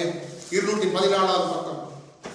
முன்னே நீங்கள் பாவத்துக்கு அடிமைகளாய் இருந்தோம், இப்பொழுது உங்களுக்கு ஒப்புவிக்கப்பட்ட உபதேச சட்டத்துக்கு நீங்கள் மனப்பூர்வமாய் கீழ்ப்படிந்ததினாலே தேவனுக்கு ஸ்தோத்திரம். உங்களுக்கு கொடுக்கப்படுகிற உபதேசங்கள் இந்த சட்டத்துக்கு உட்பட்டு இருக்கப்படினால் இதுக்கு நீங்க கீழ்ப்பட்டு இருந்தா தேவனுக்கு ஸ்தோத்திரம். அதுதான் உங்களை இதுக்கு நீங்க கீழ்ப்படாம இருக்கிறபடினால்தான் இன்னும் நம்ம பாவம் சிறையாக்கி வைத்திருக்குது. இன்னும் நம்முடைய மாமிசத்தை பிடித்து சத்ரு செய்ய வேண்டிய எல்லாம் செய்து கொண்டே இருக்கிறோம். அப்போ நமக்கு கொடுக்கிற உபதேசம் கர்த்தருடைய சட்டத்துக்கு, அவருடைய வேத சட்டம்னா வேத புத்தகத்துக்கு உட்பட்டு வந்தா தயவா ஏற்றுக்கொள்ள, தயவா ஏற்றுக்கொண்டு அப்படி நாம் வாழ பழகிட்டாலே அநேக காரியங்கள் நாம் பின்பாய் பார்ப்போம். அநேக காரியங்கள் நம்ம நீங்க தொடர்ந்து வாசிங்க. அப்படி பாவத்தினின்று நீங்கள் விடுதலையாக்கப்பட்டு நீதிக்கு அடிமைகள் ஆனீர்கள். உங்கள் மாம்ச பலவீனத்தின் நிமித்தம் மனுஷர் பேசுகிற பிரகாரமாய் பேசுகிறேன்.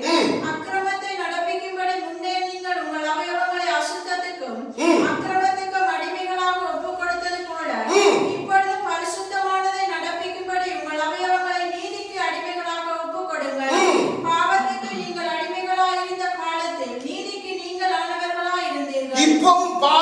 உங்களுக்குள்ள இருந்தா நீங்க நீதிக்கு நீங்கினவர். கிறிஸ்துவிடத்துல உங்களுக்கு எந்த பங்கும் இல்லை. ஆகவேதான் பவுல் அழகாய் தெளிவாக, முந்தின காலம் நாம் எல்லாம் அப்படித்தான் இருந்தோம். மாமிசத்துல அடித்தடி, மாமிசத்துல பேச்சு, மாமிச கிரியைகள், மாமிச காரியங்கள், இப்படி நாம் இருந்தோம். ஆனா ஆண்டவர் நம்மை தன்னை கொடுத்து நம்மை கிரயமாய் பெற்றுக் கொண்டபடி நம்ம நீதிக்கு, அவருடைய நீதிக்கு அடிமைகளாகிவிட்டோம். கிறிஸ்துவுக்குரியவர்களாய் மாறிவிட்டோம். அப்போ நம்முடைய சரீரத்துல நன்மை வரணும், நம்முடைய வீட்டுல நன்மை வரணும், நம்முடைய வாழ்க்கையில நன்மை வரணும். நானும் நீங்கள் கிறிஸ்துவுக்குள்ளே இருக்கிறோம். நமக்காக யாவையும் செய்து முடித்த கிறிஸ்து. நம் ஏன் இவைகளெல்லாம் நாம் தவறிக்கொண்டிருக்கோம்னா, நமக்கு கிறிஸ்துவை குறித்து இடர்கள். 3 காரியத்தை பின்பு உங்களுக்கு காண்பித்துக் கொடுக்கிறோம். என்னென்ன காரியத்தினால் இடறி இருக்கிறோம் கிறிஸ்துவுக்குள்ளே இருந்து. அப்போ ஆண்டவரே சொல்லுகிறார் நீ என்னென்ன செய்யணும். அப்போ நான் இடறி இருக்கிறபடினா நமக்கு வர வேண்டிய நன்மையை வரவிட்டாம ஒருத்தன் இருக்கிறான். நம்ம கொடுக்காதே, இந்த காரியம் நமக்கு தெரியுதா, இப்படி இருக்கிறான் இப்படி இருக்கிறான் என்று நம்மை தடை செய்வதற்கு ஒருத்தர் நம்மோடு போராடிக்கொண்டே இருக்கும். வார்த்தையை பேசக்கூடாது, நீ வார்த்தையை பேசவே கூடாது. வந்து போராடுவார், ஆவியிலே போராடுவார், தூஷித்து போராடுவார். தேவன் உங்களுக்கு சொல்ல இருக்கிற வார்த்தைக்கு விரோதமாய் போராடுவார். ஃபேஸ் டு ஃபேஸ் வருவான். நீங்க நினைக்க கூடாது அவனை பல்லையும் கொம்பையும் வச்சிடலாம். வருவான், மனு உருவத்தில் வருவான், ஏதாவது ஒரு ஃபார்ம்ல வருவான், நிச்சயமாய் வருவான். வந்து உங்களோடு நேரடியாக வாதாடும். அப்போ அந்த இடத்துல நமக்குள்ள கர்த்தருடைய ஆவியான இருந்தா அந்த நேரத்துல ஒரு வசனத்தை தருவான், இல்ல ஒரு வார்த்தையை தருவான், ஒரு பாடலை தருவான். அது நம்ம ஆற்றி தேற்றிடும், நம்மை தூக்கி விட்டுடும், சத்துரு வெக்கப்பட்டு ஓடி போயிடுவான். நன்றாக விளங்கிக் கொள்ளுங்க. நீங்க யுத்தம் பண்ணுகிறது மாமிசத்தோடும் இரத்தத்தோடும் இல்லை. நம்முடைய யுத்தம் எல்லாம் மாமிசத்தோடும் இரத்தத்தோடும் தான். அந்த மகள் அழகான ஒரு சொல்றா, நீ செய்தது என்னன்னு உனக்கு தெரியாது, ஏன்னா நீ யார பக்கத்துல இருக்கிறான்னு உனக்கு தெரியாது, அதான் நீ செய்துட்டா. பாருங்க, இன்னைக்கு அவனுக்கு மரணத்தை நினைக்க ஏதோ நிற்கிறான். அந்த 22 வயசு வாலிபன் தகப்பன் எவ்வளவு நல்ல தகப்பன் யோசிச்சு பாருங்க. உடனே வாழை கொண்டு போய் ஒப்படைச்சிட்டான். யோசிச்சு பாருங்க. அதுதான் நீதி, அதுதான் கிறிஸ்துவுடைய நீதி. அந்த தேவன் அதை வெளியில கொண்டு வருவார். அதான் நம்முடைய நீதியை தேவன் வெளியில கொண்டு வருவார், நம்முடைய நன்மைகளை தேவன் வெளியில கொண்டு வருவார். நாம் தவறாக நடக்கும் பொழுது நாம் தேவனை நமக்கு நன்மை வர செய்ய முடியாதபடிக்கு அவருடைய கையை நாம் மூடிவிடுவோம். ஆகவே பவுல் நமக்கு சொல்லுகிறார், நீங்க இப்படிப்பட்ட காரியங்கள்ல கிறிஸ்துவோடு இணைந்து அந்த பாக்கியத்துக்குள்ள கொண்டா நீங்க அவருடைய நீதிக்குள்ள அப்படியே அந்த உபதேச சட்டத்துக்குள்ள அப்படியே கீழ்ப்படுவீங்க, அப்படியே ஒப்பு கொடுத்துருங்க. அப்போ உங்களோட மாமிசத்தின் சிறை இருப்பு மாற்றப்படும். உங்களோட மாமிசத்துக்குள்ள தீமை இருந்தாலும் உங்க ஆவியான சொன்னார் விடவே மாட்டேன், தீமை எழும்ப விடவே மாட்டேன், அடக்கி போடும். அடக்கிட்டு அவர் எழும்பி பலம் கொண்டு உங்களை கொண்டு நன்மை செய்து போயிட்டே இருப்பார். இப்போ ஒரு காரியம், 1 ராஜா 2வது அதிகாரம், பழைய ஏற்பாடு எடுங்க. 1 ராஜா முதல் 2 சாமுவேல் பார்ப்போம். 2 சாமுவேல் 16வது அதிகாரம், அதுக்கு 1 ராஜா 2 சாமுவேல்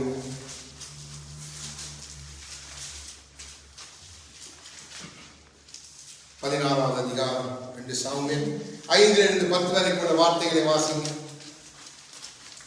406வது பக்கம், பழைய ஏற்பாடு.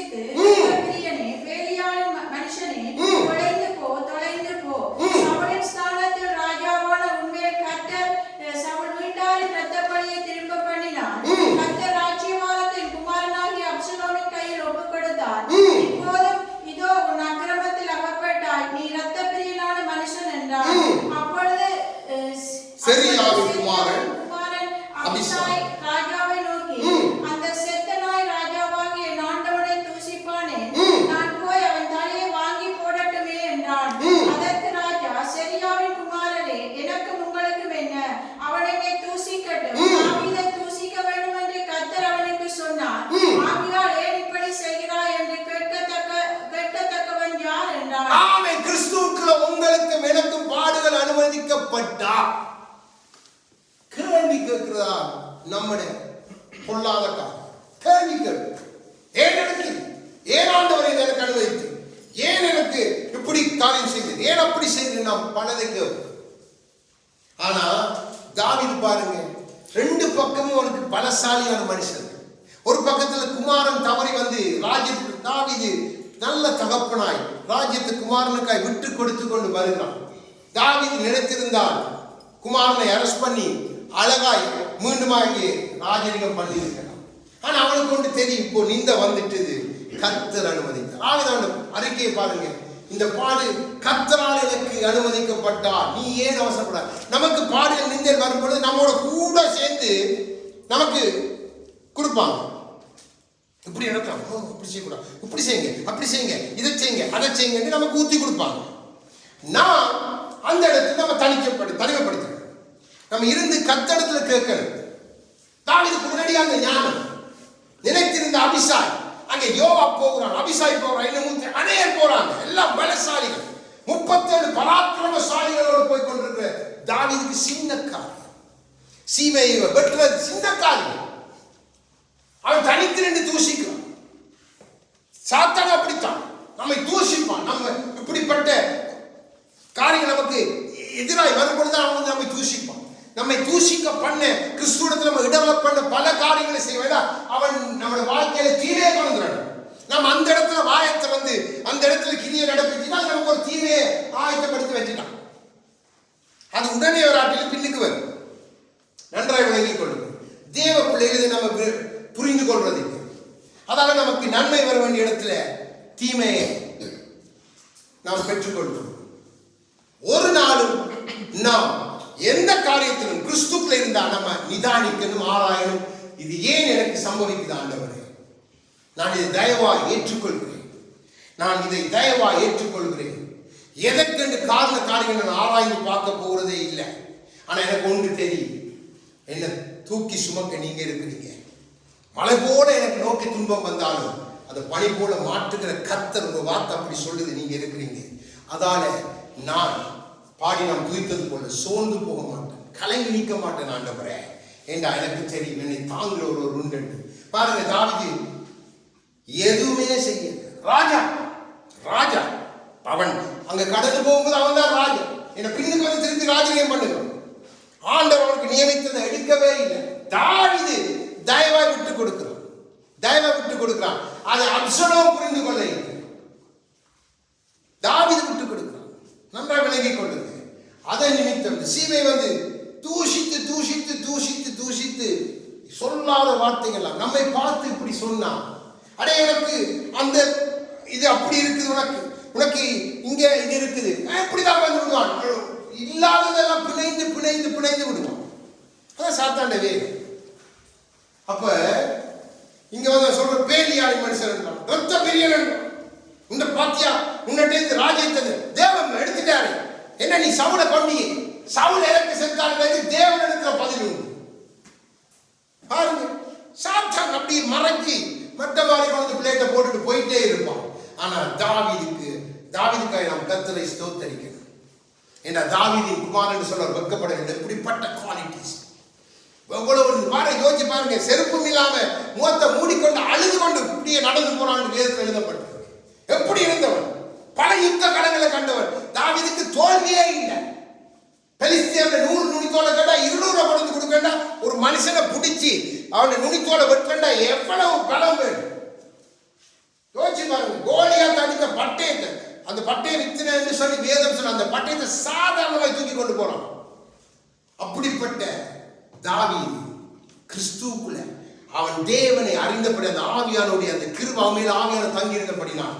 அந்த சந்தர்ப்பத்தில் அவன் பேசாம இருந்து அவன் அதை நன்மையாய் மாற்ற தேவன் முடிவெடுத்தான். இப்ப வாங்க ராஜாக்களுக்கு. 1 ராஜா எடுங்க, 2வது அதிகாரம். 1 ராஜாக்கள் 2வது அதிகாரம்.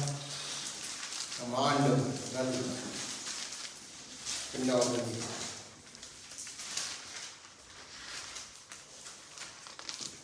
அதை வாசிங்க. 44 இருந்து 46 வரைக்கும் வாசிங்க.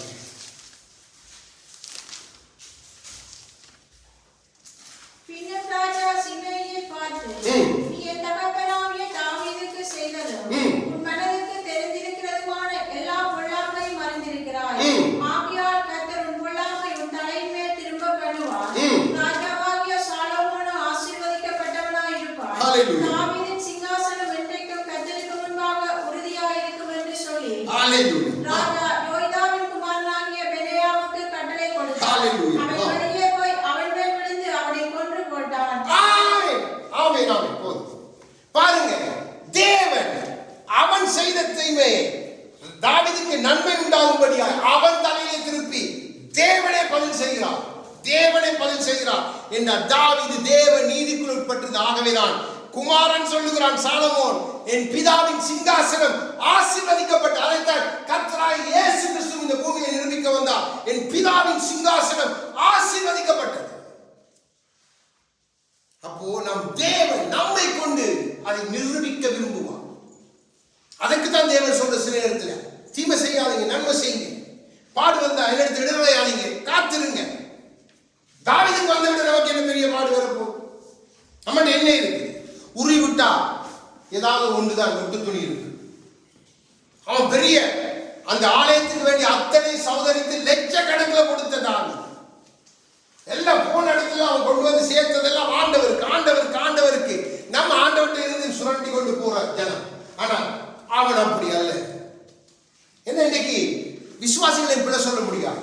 என்ன நடத்துகிறவர்கள் தவறாய் நடத்துகிறபடினால் விசுவாசிகளுக்கு அது பாரமாய் போய்விட்டது. அதாவது நடக்குது. நன்றாக விளங்கிக் கொள்ளுங்க. அப்போ தாவீது நன்மையாக மாற்றினபடினால் அந்த ஆசீர்வாதம் சோலமோன் சொல்றான், அவருடைய குமாரனாகிய சோலமோன் ஆசீர்வதிக்கப்பட்டார். அப்போ உங்களை கொண்டு உங்க சந்ததியை தேவன் ஆசீர்வதிக்கணும், உங்களை கொண்டு தேவன் காரியங்கள் செய்யணும் என்று சொன்னால் நாம் தேவனுடைய வார்த்தையின்படி நீதியின்படி நாம் உட்பட்டு காரியங்கள் செய்யணுமே அல்லாம நம்ம பாவத்துக்கு நம்மை உட்படுத்துகிற மாம்சத்துக்கு உட்பட்டு காரியங்களை செய்து நம்மை நம் சந்ததியை இன்னும் பிரச்சனைக்குள்ள நாம் போடவே கூடாது. தேவன் அதை அருவருக்கிறார். அப்போ நீங்க முற்று முழுதாய் இடரல் அடைந்து பாக்கியமற்றவர்கள் போல நீங்க காணப்படுவீங்க. இப்போ சில வசனங்களை பார்த்து முடிக்க போறோம். வெளிப்படுத்தின விஷயத்துக்கு வாங்க. இப்போ ஆண்டவர் சொல்லுகிறார், சபை ஒன்றுக்கு சொல்லுகிறார். நமக்கு தெரிந்த வார்த்தை, ஆனால் அதுக்குள்ளே தேவன் வைத்திருக்க ஒரு சில காரியங்களை பார்க்க போகிறோம். 337 பக்கம் புதிய ஏற்பாடு 18வது வசனத்தை வாசிக்கும். 3வது அதிகாரம் 18.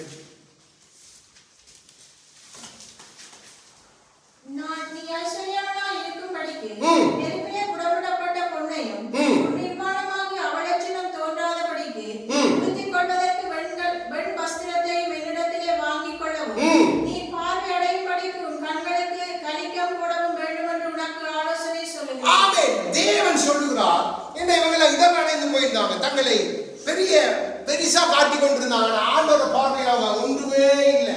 இப்போ ஆண்டவர் பார்க்கிறா, இவன் என்னிடத்துல இந்த சபை இடர் அடைஞ்சு போய் இருக்குதே, என்னிடத்துல பங்கில்லையே. அப்போ அழைத்தவர் உண்மை உள்ளவர், தாய் உள்ளம் கொண்டவர், தகப்பனை போல ஆலோசனை சொல்லுகிறவர் உடனடியாக சொல்லுகிறார், நீ இவைகளை செய்தால் நீ தப்பிக்கப்படுவாய். இவைகளை செய்வோம். நமக்கு மாத்திரம் ஆண்டவர் சொல்லுகிறார், நீங்க என்னோடு பங்கா இருக்கணும், என்னத்தான் நீங்க மகிமைப்படுத்தணும், என் நாமத்தோடு தான் நீங்க வாழணும். உலகம் உங்களை இடர பண்றதுக்கு பல காரியங்களை கொண்டு வரும், பலதை கொண்டு வரும். அதை நம்ம பார்த்தோம், தியானித்தோம். அநேக காரியங்கள் நம்ம எல்லாத்தையும் தியானிக்க நமக்கு நேரம் போதாது. ஆகவே இன்றைய நாளுக்கு ஏற்ற அப்பத்தை தேவன் நமக்கு கொடுக்கிறார். அப்போ ஆண்டவர் சொல்லுகிறார். அப்போ முதலாவது என்ன சொல்லுகிறார்? புடமிடப்பட்ட பொண்ணை. அப்போ நமக்கு 1 பேதுரு 1:7 எடுத்து வாசிங்க. இது அவரிடத்தில் இடர்ல இருக்கிறதுக்கு முக்கியமான ஒரு காரணம். எடுத்து வாசிங்க. அழிந்து போகிற பொன் அக்கினியினாலே சோதிக்கப்படும். அதை பார்க்கிலும் அதிக விலையேறப்பெற்றதாக இருக்கிற உங்கள் விசுவாசம் சோதிக்கப்பட்டு இயேசு கிறிஸ்து வெளிப்படும் போது உங்களுக்கு புகழ்ச்சியும் கனமும் மகிமையும் உண்டாக காணப்படும். இந்த விசுவாசத்தை பல விதத்துல சோதனைக்குட்படுத்தும். பல விதத்துல நீங்க கடந்து வரணும். ஒரு விதத்துல 2 விதத்துல இல்ல, பல விதத்துல. வெளியில, உள்ளுக்குள்ள, சபைக்குள்ள, வெளியா பல விதமாய் வரும். ஆனா அங்க நீங்க சோதிக்கப்படுறீங்க. உங்களுடைய விசுவாசம் புடமிடப்படணும். ஆண்டு சொல்ல புடமிடு. அது எப்படி மாறணும்? பொண்ணை போல மாறணும். அப்போ விசுவாசத்தை நம்ம அறிக்கையிட்டு, அதான் நம்முடைய உபதேச சட்டத்தை கீழ்ப்படிந்து அவருடைய சித்தம் செய்ய நாங்கள் அதை சொல்லணும். துவக்க கொண்டு வந்து ஒருவன் நீட்டினான்னு சொல்லணும். கிறிஸ்துதான், கிறிஸ்துதான், கிறிஸ்து எனக்கு ஜீவன் இல்லை, கிறிஸ்துதான் ஜீவன். நன்றாக விளங்கிக் கொள்வது. அப்படி நாம் சொல்ல பழகணும். தலை வெட்டும், குடும்பத்தை வெட்டும், பட்டு கிறிஸ்துதான் ஜீவன். அப்போ பவுல் சொல்லலே, ஐயோ தலையை விட்டாதீங்க, ஐயோ சொன்னாங்க. நல்ல போற விசுவாசம், அப்படியால் சோதிக்கப்பட்டவன் விசுவாசம் பலவிதத்தில் ஆண்ட சொல்ல. அப்படி வரும் பொழுது நீ பொண்ணை போல புடவிடும்படியா, அது அப்படி சோதிக்கப்படும் பொழுது நீ அதை குறித்து அசட்டையா இருக்கக்கூடாது. அதை கொஞ்சம் சீரியஸா பிடிக்கணும். விசுவாசத்தை சீரியஸா பிடிச்சிட்டு காரியம் செய்ய. முதலாவது நம்முடைய விசுவாசத்தை தேவன் பார்க்கிறார். அடுத்தது அவருடைய நீதி. இந்த வஸ்திரம் அவருடைய நீதியை குறிக்குது. ஏசாயா 48வது அதிகாரம் 18வது வசனத்தை வாசிங்க.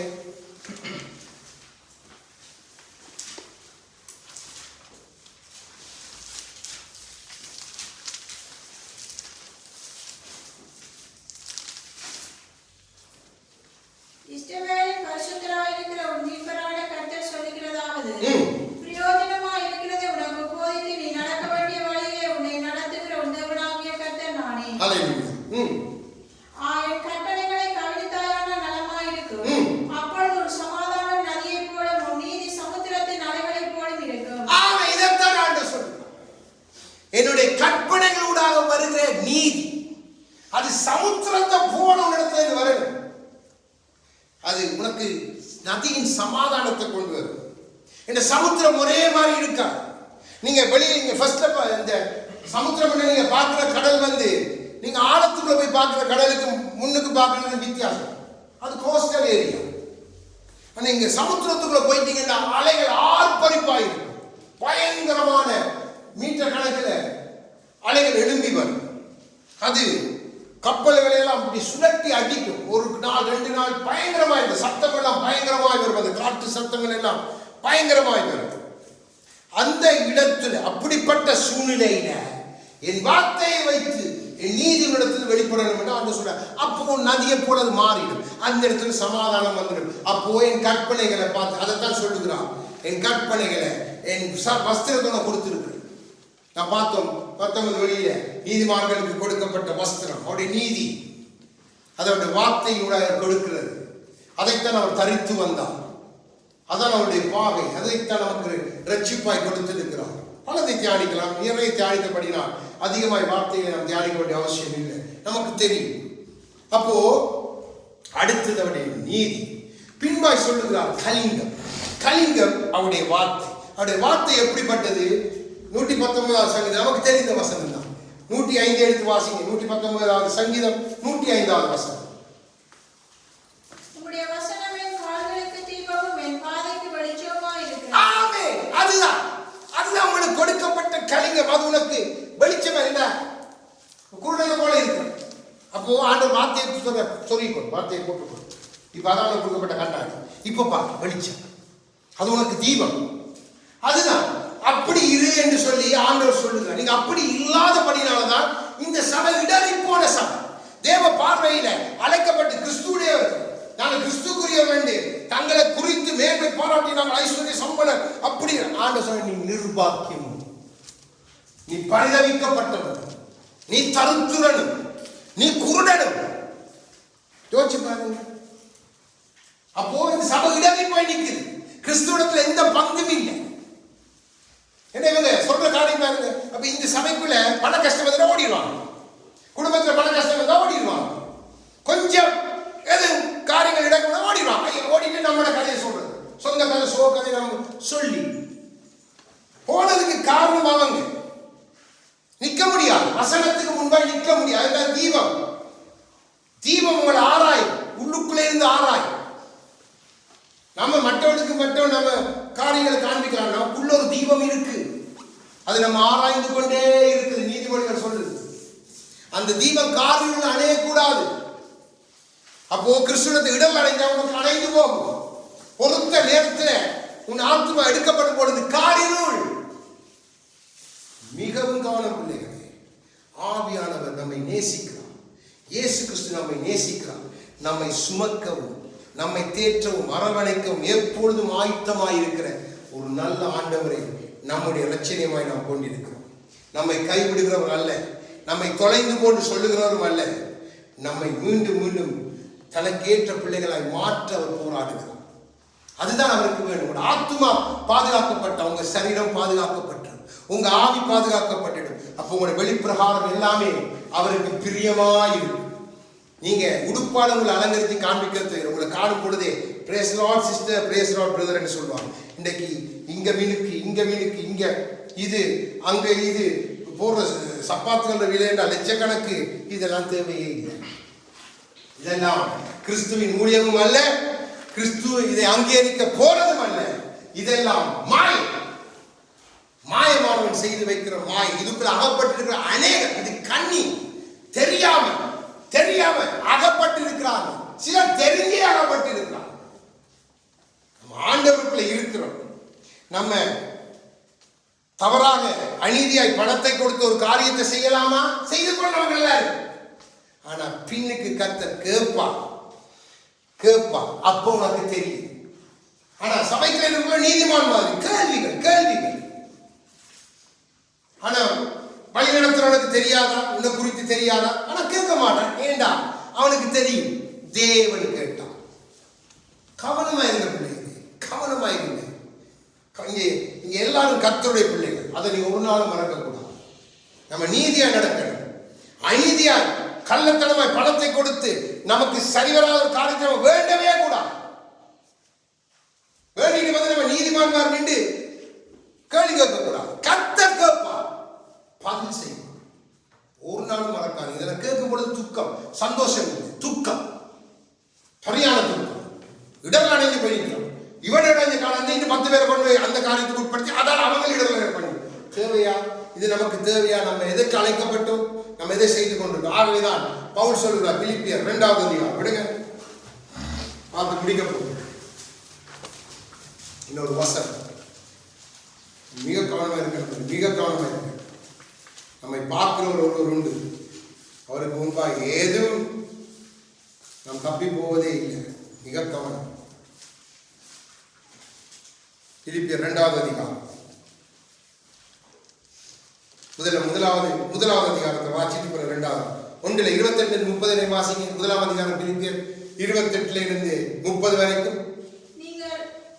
நீங்கள் வரலாறு இருக்கிறது அவர்கள் கெட்டு போகிறதற்கும் ஹல்லேலூயா ரட்சிக்கப்படுகிறதற்கும் அத்தாட்சியா இருக்கிறது.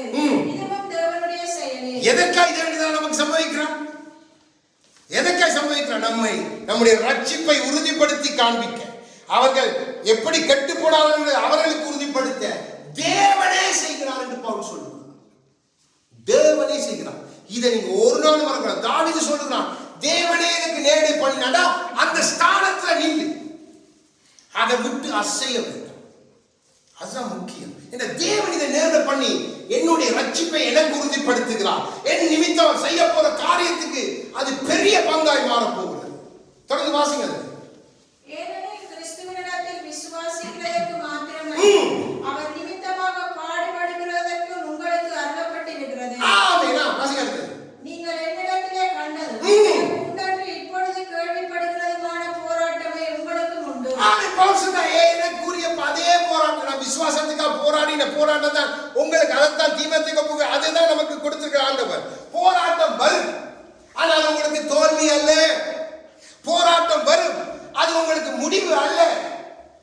நம்ம நினைச்சிட்டோம், ஐயோ இது முடிஞ்சு, இதோட இது காரியம் சரி, இனி நடக்காது, இப்படி வரப்போகுது, அப்படி வரப்போகுது. நம்முடைய மனதில் தோன்றுகிற வேண்டாத கலைகள் நிமித்தம் சத்துரு போடுகிற அவன் சிந்தைகள், இந்த மாம்சக்காரங்க சிறைப்பட்டு இருக்குதானே இந்த பாவத்துக்குள்ள.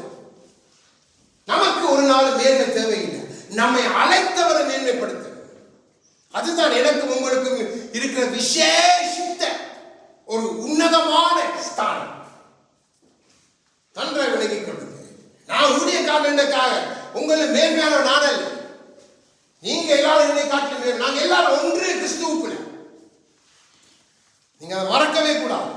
கிருபையாக அழைத்தார், தகுதி இல்லாதவனை அழைத்தார், பேச முடியாதவனை பேச பண்ணுகிறார். ஆச்சரியம். ஏன்னா ஆச்சரியமானது. அதான் நம்ம இப்படி பேச பண்ணுகிறோம். அப்போ இவைகள்லாம் நமக்கு நேரிடும் பொழுது நம்ம இருந்து யோசிக்கணும். யோசித்து நம் காரியம் செய்யும் பொழுது நமக்கு நன்மையாய் மாற்றுகிறோம். அன்றியோட தீர்மானத்தின்படி அழைக்கப்பட்ட அன்புகிறவருக்கு சகலத்தையும் நன்மைக்கு ஏதுவாய் மாற்றாண்ட நீங்க விசுவாசித்தால், அந்த நீதிக்குள்ள நீங்க உட்பட்டு இருந்தா, அந்த வார்த்தை உங்களுக்கு தீபமும் வெளிச்சமா இருந்தா தேவன் நிறைவேற்றி முடிப்பார். இல்லைன்னா நம்ம இடர்கள் அடைஞ்சிட்டோம். அப்போ நம்ம எப்படி நம்ம பாக்கியம் உள்ளவர்கள் சொன்னா வேற காரியங்களை பாவம் மன்னிக்கப்பட்டுட்டு எல்லாம் நல்லது. ஆனா கிறிஸ்து சொல்லுகிறார், என்னிடத்துல நீங்க இடர்கள் அடையவே கூடாது. இவைகளை உங்களுக்கு இடர்கள் அடைய பண்ணு, ஆனால் நான் உங்களுக்கு வழிகளை காண்பிக்கிறேன். வெளியிலே வந்து நீங்க காரியத்தை செய்யுங்க. இப்ப 2வது அதிகாரம் பார்த்து முடிக்க போகிறோம். 28 இருந்து 30 வரைக்கும் உள்ள வார்த்தைகளை வாசி. இல்ல 2வது அதிகாரம் பிலிப்பியர் 2வது அதிகாரம் சிஸ்டம். ஓகே, சாரி, 14, 15, 16 வாசிங்க. நான் வீணாக ஓடினதும் வீணாக பிரயாசப்பட்டதும் இல்லை என்கிற மகிழ்ச்சி கிறிஸ்துவின் நாளில் எனக்கு உண்டாயிருப்பதற்கு ஜீவ வசனத்தை பிடித்துக் கொண்டு உலகத்திலே சுடர்களைப் போல பிரகாசிக்கிற நீங்கள் கோணலும் மாறுபாடுமான சந்ததியின் நடுவிலே குற்றமற்றவர்களும் குற்றமற்றவர்களும் தேவனுடைய மாசற்ற பிள்ளைகளுமாய் இருக்கும்படிக்கு எல்லாவற்றையும் முறுமுறுப்பில்லாமலும் தற்பிப்பில்லாமலும் செய்யுங்கள். ஆமென், ஆமென். தேவன் நமக்கு ஆலோசனை அழகாய் கொடுக்கு. நீங்க கிறிஸ்துவாய் தேவனே சித்தங்களை உங்களுக்கு உண்டாக்குகிறது. அப்படிதான் தொடங்குகிறார். 11வது வசனத்துல அவர் சொல்லுகிறார், 12வது வசனத்துல சொல்லுகிறார். எல்லாத்தையும் அழகாய் பவுல் அந்த சபைக்கு சொல்லிக் கொண்டு வரும்போது சொல்லுகிறார், தேவன் நம்முடைய திட்டங்கள், விருப்பங்கள், செய்கைகளை நமக்குள்ளே ஏற்படுத்துகிறார் இருக்கிறபடினா இது இந்த உலகம் நம்ம வாழ்கிறது நம்மை கோணலான வழிக்கு நடத்திடும், நம்மை மாறுபாடான வழிக்கு நடத்திடும், நமக்கு பலவித காரியங்களை கொண்டு வரும், நிந்தைகளை, அவமானங்களை எல்லாம் ஒன்றே கவலைப்படாங்க. சுடர் போல அவருடைய வசனம் தான். அதான் நம்ம இயேசு கிறிஸ்து நம்மை அரவணைக்க, யார் விட்டு போனால் நம்மை அரவணைக்க, அவருக்கு பக்கத்தில் நம்ம நின்றுட்டான். நம்மை கைவிடாத தேவன், நம்மை தூக்கி சுமக்க ஆயத்தம், நம்மை தோளில் மாத்திரம் அல்ல தன் இதயத்திலும் சுமக்கிறவர், அவனுடைய உள்ளங்கையில் வரைந்து வைத்திருக்கிறவர். ஆகவே இங்கே பவுல் சொல்லுகிறார், நீங்க வீணாக ஓடி வீணாக பிரயாசப்படாம கிறிஸ்துவின் நாள் உங்களுக்கு மகிழ்ச்சி உண்டாகணும், அந்த உங்களுக்கு நன்மையாய் முடியணும். அப்போ இதெல்லாத்தையும் நீங்க தள்ளிட்டு இப்படிப்பட்டதையெல்லாம் பார்க்காம நீங்க கிறிஸ்துவிடத்துல இடரலற்றவர்களாய் பாக்கியம் உள்ளவர்களாய் நிற்பதற்கு உங்களை ஆயத்தப்படுத்தினீங்கன்னா உங்க மனவாள், உங்க ஆண்டவர், உங்க ரட்சகர் எப்பவும் வரலாம். இல்ல எப்பவும் நம்முடைய ஆத்மா எடுக்கப்பட்டு போகலாம். இல்ல நம்ம ரோட்ல நடக்கும்போது இல்ல ஏதாவது ஒரு சம்பவம் நமக்கு நடக்கிற என்ன நிச்சயம்? நமக்கு என்ன நிச்சயம்? யோசிச்சு பாருங்க. அப்படிப்பட்ட காலத்தில் நாம் பாருங்க, சும்மா காரியம் இல்லாமல்லாம் கொலைகள் நடக்குது, கொள்ளைகள், பல காரியங்கள் செய்யலாம் சார். அப்போ இந்த இதுக்குள்ள போய் அகப்படுறது யாருன்னா அந்த மாமிசத்துல நிக்கிறவங்க. ஆனா ஆவிக்குரியவர்கள் அப்படி அல்ல. அவங்க தங்களை தப்புவித்துக் கொள்கிறார்கள், தங்கள் ஆத்மாவை தப்புவித்துக் கொள்கிறார்கள், தங்களோடு இருக்கிறவர்களை தப்புவித்துக் கொள்கிறார்கள். அப்போ நம்ம நிற்கிறது நம்முடைய ஆத்மா மனவானாகிய இயேசு கிறிஸ்துவின் பக்கத்துல நம்மை கூவி அழைக்கிறோம். இதெல்லாம் உனக்கு ஒன்றுமே இல்லை, இதெல்லாம் உனக்கு பலவீனம் வந்தாலும் நான் பலத்தை கொடுப்பேன் என்று சொல்லுகிறான். உனக்கு என்னதான் துன்பம் வந்தால் அது பனி போல உருகிடும். உனக்கு பெருசா பனி கட்டி போல இருக்கலாம்.